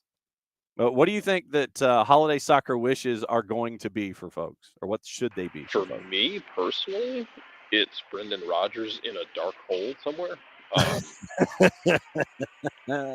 Just not like he can be comfortable. Like make him comfortable. Well, don't make him too uncomfortable, but just make him not managing Celtic. Yeah, I think that. I think that that's probably. I figured that would be somewhere at the top of your list. So yeah, so everybody, what was the best soccer-based gift that you've ever gotten in a holiday, and what is your soccer wish list for this particular holiday? As Jarrett cracks open the book, has a pipe off to the side, and he decides to read a Christmas tale of Brendan Rodgers drifting into a dark hole where he still is, he still is getting 3 square meals a day. It's not like the earth is going on top of him or anything like that. At least I don't think so. But he is in a position where he can no longer manage Celtic. Like his phone doesn't exist. It's off to the side. One of those things. So he's not wishing the end of Brendan Rodgers by any stretch of the imagination. He's just wishing the end of Brendan Rodgers as manager of his favorite club. So it's like he loses his cell phone, falls into a hole, can't get out. It's like the hole itself is probably like 9 feet tall, and you can try and climb up, and you always think that you're going to make it, and then you fall back in. That kind of a thing. I think that's what Jarrett's chasing after for Brendan Rodgers. So that was my my question of the day. Nix is hoping for MLS first teams to play an Open Cup in 24. You sir, I don't think you are the only one that is attached to that particular notion. So we'll keep an eye on that. So go ahead and lay out all of these ideas of yours this morning. Abby, someone who loves soccer, is in charge of Major League Soccer instead of a businessman, from Abby's point of view. So Abby wants someone who loves the sport to be in charge of Major League Soccer. A couple of other articles this morning. Actually, before we get into the articles, one on Jesse Marsh and one on American Voices in Soccer. It's a very easy solution, but I'll go ahead and read Aaron Tim's piece from The Guardian, and we'll go back into it. Gossip, rumor, and innuendo, and what to watch and where to watch it. Because remember, we're now in festive fixtures. So there's going to be an ish load of games in a very short period of time. Juve have entered talks with Manchester City over a loan deal for Calvin Phillips. He told Manchester City he wants to leave the club next month. Newcastle's also interested in a loan. Arsenal considering a £52 million move for Sporting Lisbon and Portugal defender Gonçalo Inácio in January. Three-letter paper. Take the information at your own peril. Chelsea will block any advances from Spurs for Conor Gallagher in the January window despite uncertainty over his contract situation. Tosin Adarabioyo has told Fulham he wants to leave the club next summer on a free. Previous interest from Spurs and Monaco, three-letter paper. Spurs will turn to other targets if they do not get any encouragement from France and Jean-Claire Todibo in the next few weeks. He's also been linked to Manchester United. Rennes open to parting ways with Nemanja Matic in January, despite the former Serbian midfielder only joining the Ligue 1 side from Roma last summer. Barcelona, Real Madrid leading the chase to sign Mason Greenwood. Manchester United having no plans to bring him back to Old Trafford permanently once his loan spell at Getafe ends. Steve Cooper's at the top of Crystal Palace's managerial shortlist. Could be approached by the London club with Roy Hodgson considering retirement again. We've known that one for a while. Football Insider brings that one back up. Juve's winger Samuel Illing Jr. attracting interest from Spurs, Villa, and Brighton. Juve have not ruled out signing Thiago Giallo from Lille in January, although a deal next summer looks more probable. That's from Gazzetta dello Sport. West Ham and Fulham keen on forward Akor Adams, who could leave Montpellier in January for a fee between 15 and 20 million pounds. West Ham are yet to hold talks with manager David Moyes about renewing his contract, which runs out at the end of the year. Forest have accepted a bid of more than €5 million from Atletico Mineiro for Brazilian attacking midfielder Gustavo Scarpa. That's from Fabrizio Romano. Bournemouth remaining strong in their stance that Dominic Solanke is not for sale in the January window. They need him to stay up. Brentford, Palace, Fulham keen on Getafe's striker Borja Mayoral. Chelsea have agreed a deal with Darussalam to sign their 17-year-old Senegalese midfielder Pape Daouda Diong. It's from 90 Minutes. West Ham and Everton interested in a January deal for Peterborough and England U21 defender Ronnie Edwards. That's from the three-letter paper. Once again, take the information at your own peril. Knicks, Calvin needs to get out for sure. There was a time where Calvin Phillips said that he wanted to stay. He wanted to prove himself. And he was active in other competitions. He just wasn't active in the Premier League. And he was getting playing time in domestic cups and things like that. But apparently that time has passed for Calvin Phillips, and he wants out. What to watch and where to watch it. 3 o'clock on USA, it's Villa and Sheffield United. Once again, Prem and Proper with Drew's 3D out later today. Get you ready for festive fixtures and all the juice boxes and all the Christmas side dishes. The league we don't talk about or promote has a game at 1 o'clock on Fox Deportes. FIFA Plus, the third place match is going on right now in the Club World Cup. Urawa Red Diamonds and Al Ahly. That is true. It is free. Fluminense and Manchester City's final is at 1 o'clock. And there's some news there. It's kind of interesting. The starting lineup for Fluminense apparently has two dudes who are over 40, and it's been catching some guff from the Telegraph. Fluminense, Manchester City at 1 o'clock. Paramount Plus, doubleheader at 12:30 in Serie A. Empoli, Lazio, Sassuolo, Genoa, 2:45. Monza, Fiorentina, Salernitana, and AC Milan. And at 2:45 in the Scottish Championship, Queen's Park and Dundee United is at 2:45. Jared is back. Telegraph can kiss my ass. Oh, what's up with the why can they kiss your ass? You're complaining about Fluminense putting a bunch of 40 pluses in there.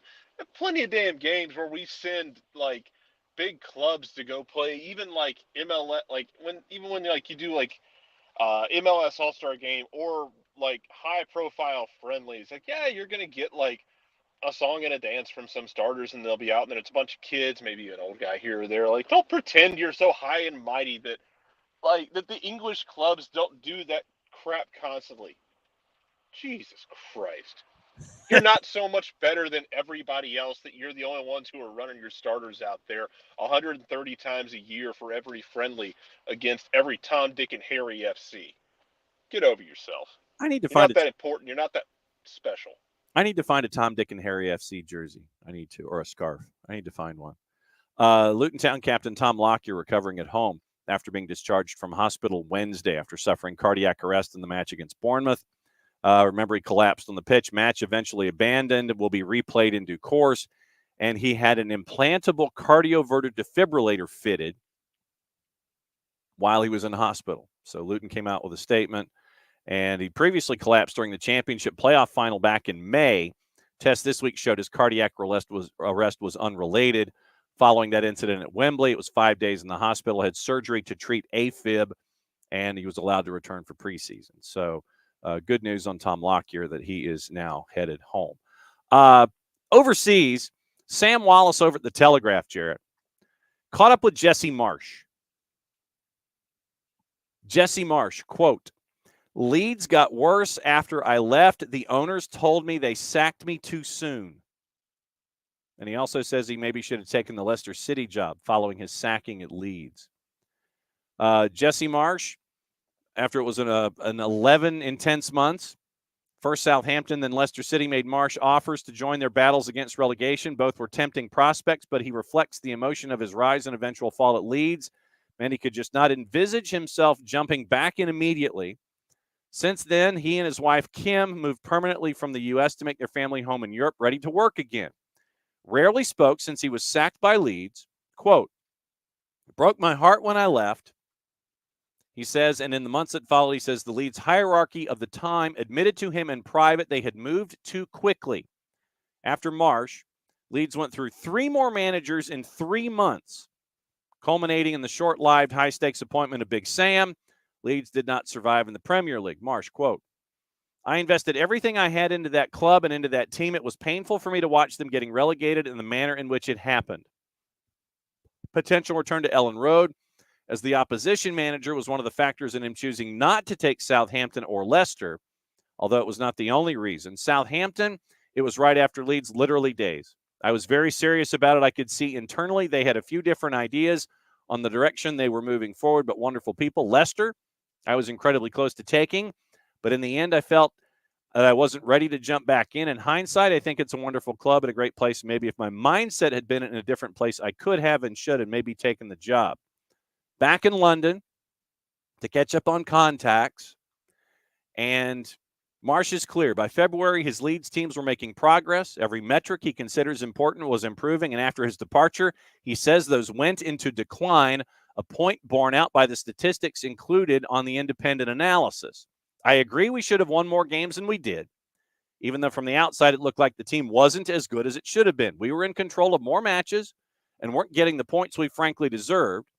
That's what put stress on the environment, and that is what put stress on the decision makers in the club in terms of what the work was like and what it was like to be with the team and the passion, work ethic, and commitment from the group. It was outstanding.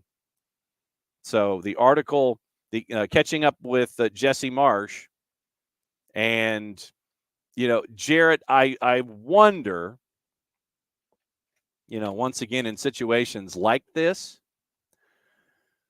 you're going to see, regrettably, American managers who decide to go into the European theater. I think that they may be shunned or not considered as highly because of situations like we saw with Bob Bradley at Swansea, like we saw with Jesse Marsh at Leeds. And I think it's a shame, but it's part of the reflection of the game on the other side of the Atlantic, where they don't necessarily hold American managers in the highest regard. Despite whatever successes they have, you're still going to be fighting this stereotype, and Jesse Marsh was no different. You got to be careful with it, though, because England already has like an us versus them hierarchy mindset, especially when it comes to the papers and the way they're going to talk about it. I think you want to be careful not to get too much of an us versus them mentality in response from, as an American coach. Because, look, I am of the opinion, I know Nick and I have discussed this before, feels like Swansea broke Bob Bradley. Yeah. Like, it made him a bitter man. Like, he went into LAFC swinging a broad axe as wildly as he could to the point of exhaustion to try and make a damn point. And then, you get whatever the hell happened in Toronto. The ownership panicked. You cannot let panic and politics of promotion relegation in England wreck your life. Like, whatever reason it was that Jesse didn't take the either of those jobs that popped up, I hope the reason was just maturity of being able to take a step back and like, hey, I'm not in the right mindset to do this right now, and it's unfair or otherwise. And spoiler alert, it is unfair. He's carrying water whether he likes to or not for American managers everywhere. Yeah. Because he's in that high profile league, and they're going to use that. And you're going to have people sitting at the end of the bar and on the back end of a typewriter. Not that anyone's using an old Underwood anymore. You making generalizations about American managers based off the performance of these two guys. And you do have to consider that, I think, as a manager, that you are unfairly going to be expected to carry water for an entire nation's collection of managers. Never mind the fact that England hasn't put out a progressive manager in a minute that has been given the resources to do his job. I hope it was a moment of hey, I'm glad to hear him say that. Hey, I wasn't in the right mindset to take that next job because it probably wouldn't have gone well if that was the case, and then it would have just gotten worse for everybody. So, good job, Jesse. And hey, Nuno is saying don't judge him. Now he's at Forest. He says, don't judge me by my 4 months at Spurs. Don't judge me by that. Can we just judge? What do we judge you by then? Are we supposed to only judge you by the good you do and not the bad you do? I think so. So here's what Nuno said. 17 matches before he was fired by Daniel Levy, 5 defeats in 7. Followed Jose Mourinho. So Nuno was asked about things. He says if he felt any regrets over his brief time at Spurs. No regrets had happened. Pleasure to be at Spurs. Things didn't go well, so we moved forward. No regrets. Things didn't work out for many situations there. Honored to have the chance to manage at Spurs. Maybe it wasn't the right moment for me to go there. Do I have a point to prove? In football, we have to prove ourselves every day as coaches, managers, and players. Constant pressure to improve. We cannot compare what we did with Wolves and what happened at Tottenham. The way we played in Wolves, we didn't do the same with Tottenham. Well, yeah, you did. Now's a new chapter. Forest has nothing to do with Wolves or Spurs. I fear, once again, and we talk about panic, Badger, I'm absolutely judging him by his time at Spurs.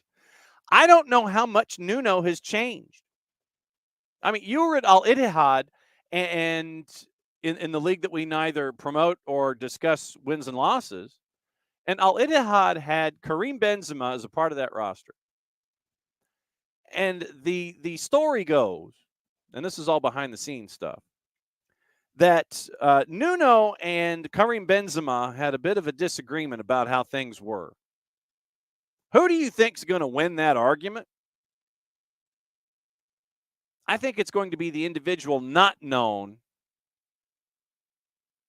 or the individual known as Karim Benzema is going to win that argument. The individual known as Nuno Espirito Santo is not going to win that argument. And so, therefore, once again, he's another short-timer in another league and a panicking Evangelinas Marinakis, where your club still has the same number of wins this year than it did last. At the same time, once again, you have panic, and the guy sacked a manager who I think was third in the league that he was in earlier in the week as a part of the Marinakis pyramid of football clubs. It's like, dude, it's like Billy Martin and George Steinbrenner, or just Steinbrenner in general. He's like, I'm mad, you're fired, but I'm third, you're fired. But he panics over Steve Cooper for the second year in a row. Last year, he was patient, gave him a contract extension, and now he's panicking again. He fires him, and he brings in Nuno. Hutch, what he can't be judged by is rapidly coming to resemble the verbal equivalent of a Fibonacci sequence. Hutch is like the Dennis Miller of the show. Hutch will bring in references where, we always thought that we needed a LaRousse or a Nelson annotated at the end of every show. We're getting to the point to where it's just going to have to be an SDH annotated with all the references that we have. Hutch, you're bang on. But why do I envision Nuno, Jarrett, trying to figure out how to just go goalless or 1-0 or 1-1 through all of these things to try and ensure survival. He's turned into this generation's version of Big Sam. Because it ensures survival. It doesn't ensure entertainment, but it is the most efficient way to try and survive, you know? Yeah. It's whatever it takes, basically. And you bring in Nuno, who's just going to grind everything to a halt with all of this talent. 40-something players, $250 million in transfers. I mean, dude, you brought in Taylor Navas last year on a loan, and you survived. Taylor blanking Navas came in to get playing time last year and was part of the notion that kept you afloat. Then you invest more money, and you anticipate that because you invest more money, yes, it is your sandbox. I get that. But you lose Brennan Johnson to Spurs. You got Morgan Gibbs White up top. But you have an owner who basically now is just looking to sit there and it's like, bruh, I need you to just manage this for me for the rest of this season. But he signed a 2.5-year deal. I don't think that Nuno gets through it. I really don't. I don't think he survives the full 2.5 years when you've got a manager, when you've got an owner like Evangelinas Marinakis. Right now, by the way, Forest, 5 points clear of the relegation battle. They're in 17th at 14 points. Luton, Burnley, Sheffield United, I think the three that everybody thought were going to be a part of the relegation discussion, they're right now in the relegation zone. So that's where we are. The other article that I wanted to bring up this morning, and it's more of an op-ed piece. So feel free to chime in as you wish. It's an easy solution, at least to me anyway. It's an Aaron Timms piece that was posted in The Guardian. And Tim's op-ed, if I can find it. Yeah, here we go. It's an easy solution, if you ask me. Aaron Timms at The Guardian. Headline: Why doesn't U.S. coverage of soccer include more U.S. voices? And once again, this is an op-ed piece that Aaron Timms posted at The Guardian yesterday. Anyone who's watched soccer live in the U.S. will be familiar with him. The English fan, always a male, who's tediously insistent that by right of birth he knows more than anyone else on the face of the earth about the sport. Lurching up from the bar, dropping into a group chat at the invitation of some naive administrator, he'll never miss a moment to remind everyone that the league leaders have benefited from an easy run. Ben White's haircut should be the real talking point of the Premier League title race so far. Football has laws rather than rules. That many Manchester United fans are not from Manchester. This point must be emphasized with a grim relentlessness. That pre-relegation early 2000s West Ham was way better than the Moyesian vintage. That Graham Potter is better than Ange Postecoglou. That Seaman and James were actually better than Alisson and Ederson. That actually Chelsea's back four in the 98 Winners' Cup was best that English football's ever seen. On and on he'll go. Unrelenting in the face of no tangible engagement. Wherever there is still talk of football in whatever part of the world it might take place, this man will be lying, lurking, waiting for an opening to unleash the shudderingly boring anecdote about the pie he ate the day of Stevie G's slip. Sketch comes with all the ritual disclaimers. Not every Englishman is like this. Some of my best friends are English football supporters, etc. Perhaps the endurance of the English know-it-all is simply the cost of doing business as a fan of the beautiful game. Wherever the conversation turns to soccer throughout the English-speaking world, the cultural primacy of England looms large. Goes through another paragraph. Nowhere is America's strange deference to English voices and authority on footballing matters more stark than on TV. Goes through mentioning some folks. Across all the major networks, English voices, accents, and perspectives remain a dominant presence in the American coverage of the sport, extending out from the Robbie Mustos and Jamie Carragers to all those Nigel Reo-Cokers, Ray Hudsons, and Warren Bartons of the televisual periphery.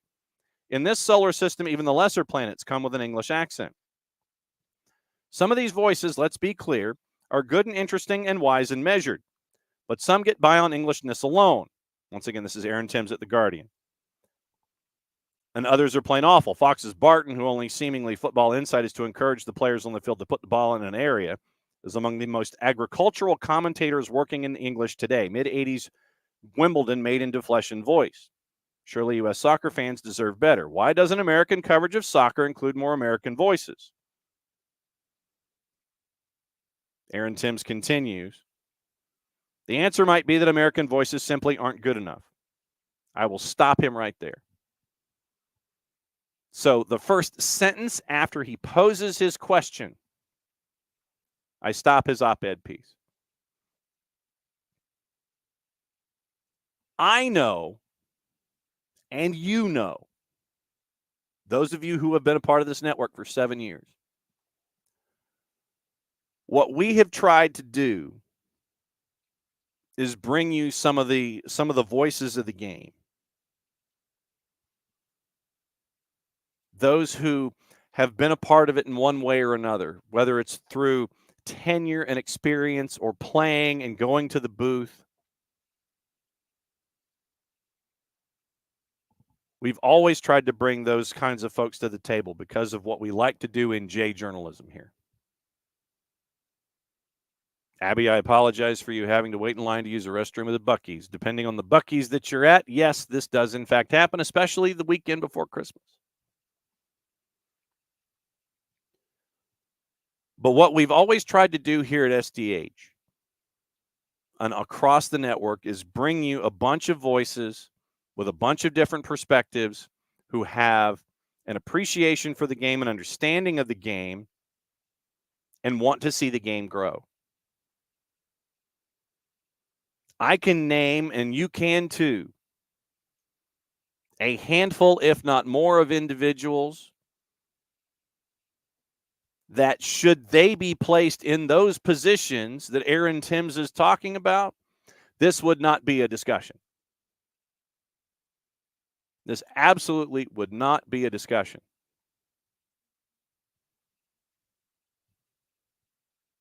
So I don't think it is necessarily the fact that American voices simply aren't good enough.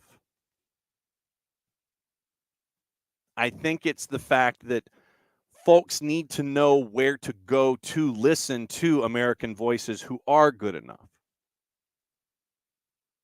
It's not just folks at the network level, meaning the folks that we sit there and we turn the television on, hit the remote, hit the channel that we know, and then bang, those voices are there.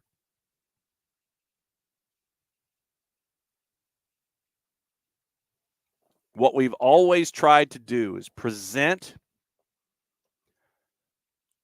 storylines, J journalism, stories, all these kinds of things in a place where we all can grow, where we can all gain a deeper knowledge of the sport, gain a deeper appreciation of the sport, and be there to watch it grow. I think Aaron Timms thought that there might not be, the American voices simply aren't good enough. I would posit that folks aren't looking hard enough. We all have our favorites. We all have our folks that we gravitate toward. But I think that when you write something like this and you want to paint something with a broad brush and you do it nationally, you're not diving into your position. You're not doing any deep dives, and you're doing a disservice to your position by not doing that. So what I would suggest to individuals that want to come up with a statement like the answer might be that American voices simply aren't good enough, I would say that you're not looking hard enough. Look deeper. Look deeper than just the national voices. Because there are a lot of local voices out there that are ridiculously talented, ridiculously intelligent, and know what the blank they're talking about 24/7, 365.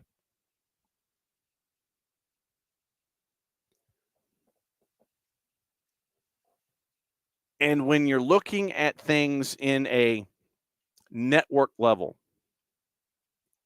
it's about that network, whichever network we're talking about, giving that individual a chance and the network doing the research and having the knowledge base to sit there and listen to local voices who don't just know about the local game.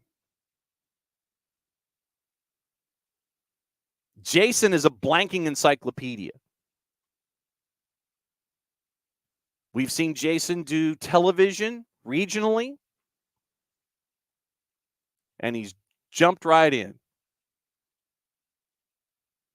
Jarrett knows history. Jarrett knows Scotland. He has his bailiwick. He has his ideas. Nick, Serie A, unparalleled.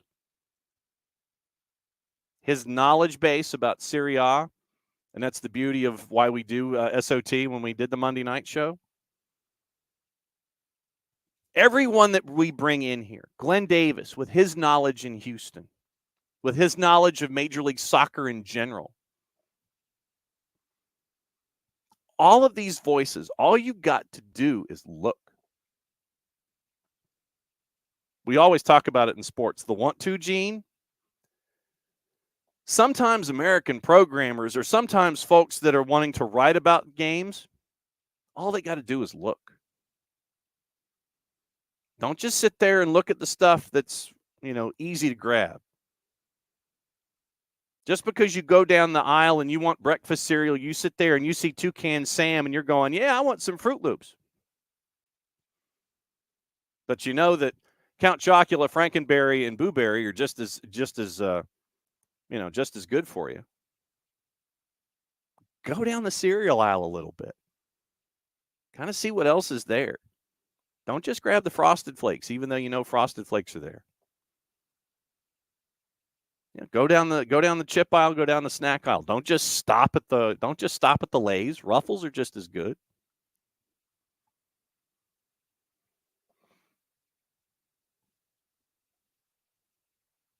Do the research. Don't just stare at things nationally and sit there and paint things with a broad brush. Sit there, walk down the aisle a little bit. Do some exploring. Broaden your horizons a little bit. So yeah, when you see an article like this that has a premise like that, and Tim's does go into great detail and discuss what's going on, and he's got praise for network personalities and things like that, and what makes Paramount Plus's coverage work. By the way, sidebar: keep an eye on the merger talks between Warner Brothers Discovery and Paramount Plus. Keep an eye on those talks and see what happens. Because of what Paramount Plus has done for the sport of soccer, what Warner Brothers Discovery is trying to do for the sport of soccer, what we're seeing with their coverage with HBO Max and everything there. Keep an eye on the merger talks with WBD and Paramount Plus.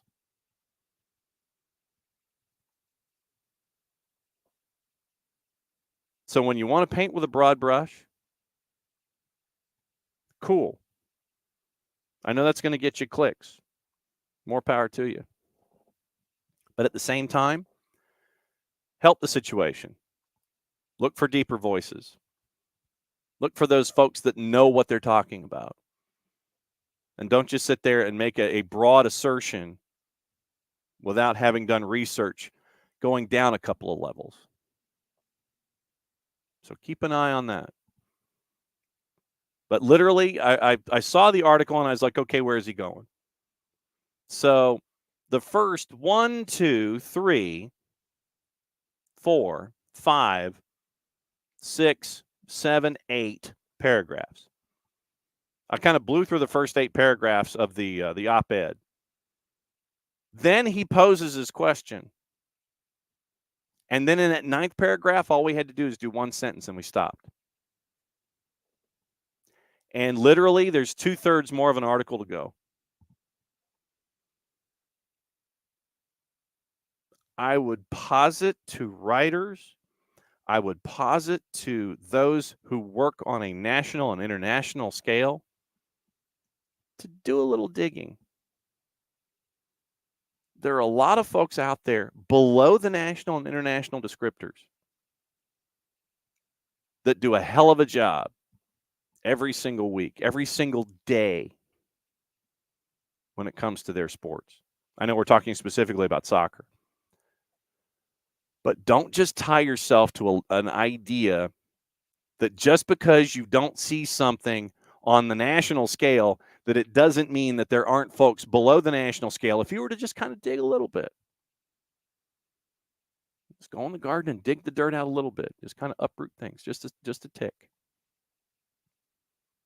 that you wouldn't discover that there are quality voices just below the national purview that kick ass every single day. So, Aaron, be careful when you do stuff like that. Be careful. All right. A couple of other things before we go. And sorry I went sideways on you there. Top 100 best male footballers in the world is out at the Guardian. Rebecca Welch, remember, very, very cool moment coming up. Set to become the Premier League's first female referee. And while I appreciate the idea of Hannah Jane Parkinson thinking that it may have a welcome effect of lessening abuse, I hope that's the case. I'm not so sure. Remember, 2 years ago, Welch became the first female referee in the EFL. League Two clash between Harrogate and Port Vale. First woman to oversee a championship match. Also became the first woman to act as a fourth in the Premier League. Manchester United's win over Fulham last month. Saturday, back to Craven Cottage, taking charge for Fulham and Burnley. First woman to oversee a Premier League fixture. And this is someone who only started doing this in 2010. She worked as a National Health Service administrator before going full-time only 4 years ago. Trained in the Northeastern officiating pathway, selected as part of the UEFA 28-member elite referees cohort responsible for 3 matches at the Women's World Cup. Movement into the men's game, she reffed a third-round men's FA Cup fixture. Pep Guardiola said Welch's appointment was an excellent idea, more than welcome. Hopefully in the future there will be more. Newcastle's Eddie Howe, which is the part of the country that she's from, said it was a great moment. Roy Hodgson referred to her as a trailblazer. Mauricio Pochettino said he was so happy that the Premier League was following Ligue 1 and appointing a female referee, citing Stephanie Frappart as a very good official. Mikel Arteta wished her all the best. Arteta said what women's football has done and the diversity that we have is incredibly positive and something that was needed. Vincent Kompany said it's a milestone. More than 200 female refs and assistant referees have officiated in the men's game worldwide. Remember, Frappart was at the World Cup with 5 other female officials.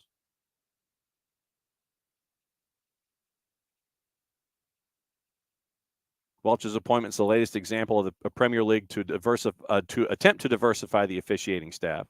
Sam Allison will become the first black referee in the top tier in 15 years after Uriah Rennie.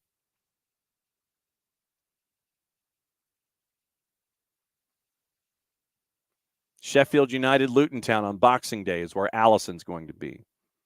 So Allison and Welch. Fan blanking-tastic and about blanking time. I don't know how else to say it, but it's about damn time. Continue to move these kinds of mountains. Afghanistan players are urging FIFA to look at the match-fixing claims against their president. AFF chief Mohammad Youssef Kargar has been accused of corruption, denied the claims he ordered players to fix matches back in 2008. They have confirmed their boycott of the national side, and that will continue until Kargar is removed from his post. Denied claims from several former internationals that he ordered them to fix 2 matches during a men's tournament in 2008. They allege he worked with the match fixer Wilson Raj Perumal to arrange results of games against Nepal and Sierra Leone in a tournament in 2008. So keep an eye on that. I've got another couple of minutes here. Let me see if there's any news that I have missed this morning. We'll go to the papers and see if there's anything else going on. Tony, Osimhen, Sesko, and Ferguson are all admired by Arsenal, not expected to arrive anytime soon. They want to bring in a marquee signing in front of the January window. Unlikely any major deals will be struck till the end of the season. Sir Jim Ratcliffe edging closer to his 25% investment taking hold. They're trying to get it done today. Final negotiations Thursday night. Knicks, Merry Christmas, Happy Holidays. We'll be back with you Tuesday. They were hoping to have this done today. Don't know if it'll be done today, but we will see.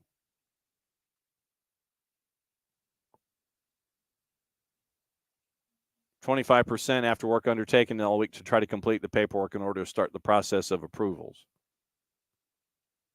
European Super League has used a court ruling to relaunch with the new format. UK government says it would block Premier League teams from signing up to another breakaway competition.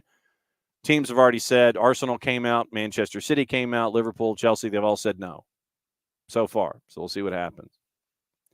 Avoiding the 3 and the 4-letter paper as we always do. Jan Vertonghen in the Telegraph believes he suffered from mental health problems at Spurs. Revealed he spent the entire 2019 Champions League final counting down to the final whistle. Remember we talked about Fluminense. Felipe Melo made the claim that he'd never heard of the Telegraph on the build-up of the Club World Cup, discussing the ages, whatever. Don't discuss ages. If that's how they got there, that's how they got there. Super League organizers A22 say Manchester United in the Mirror and other Premier League clubs have been made new offers to sign up despite their statements on Thursday. Ivan Toney increased speculation about his future by liking a social media comment about joining Arsenal in January.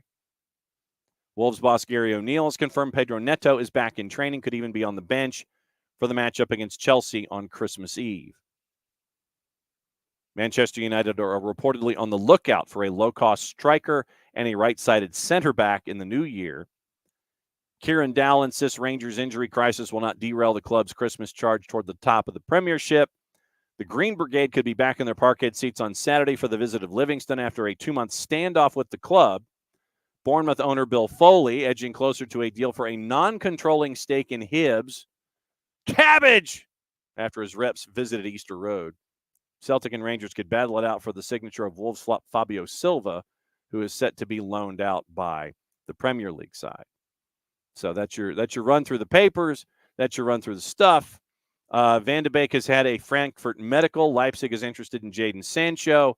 Manchester United is eyeing Stuttgart's Guirassy. We've talked about that one.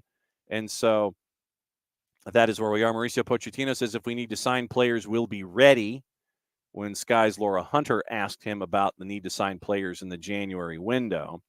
Arsenal are targeting folks, but FFP concerns mean they have to compromise on at least 2, according to the Independent. Ange says he's preparing for the January window. Poch also said that Gallagher's future is between the club and the player. We mentioned the Ivan Toney liking on the Insta. Manchester United's Eric Ten Hag says he's content with his squad ahead of the January window. I'm happy we have a good squad. Okay. Roy Hodgson says he doesn't feel any pressure. Palace sitting 15th after having only collected 11 in a 39 possible over their last 13 games.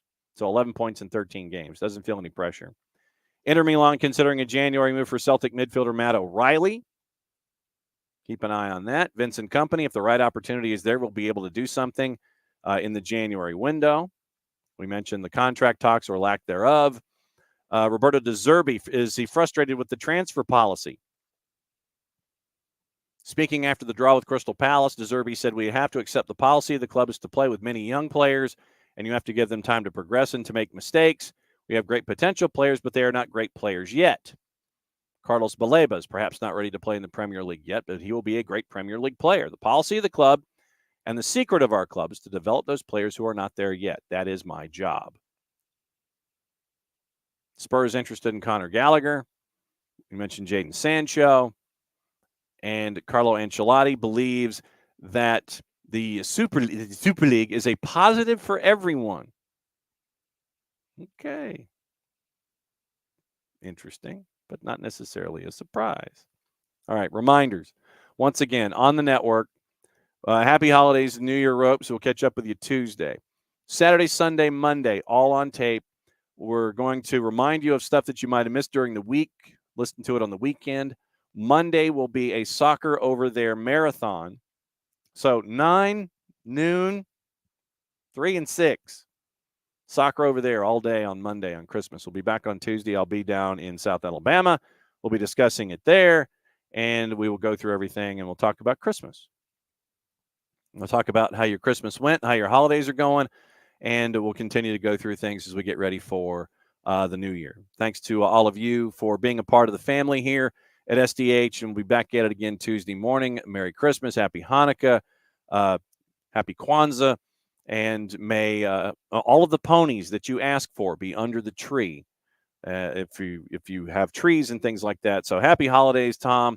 See y'all on Boxing Day, Hutch. Absolutely. So thanks for being a part of SDH, everybody. Celebrate as you do, and just be safe so we can come back on the other side and talk about it all on Tuesday. For everybody here at SDH, I'm just John. It's the end of the show. That means I get to do this. We'll see you live on Tuesday. Soccer Over There on your Monday. Be good.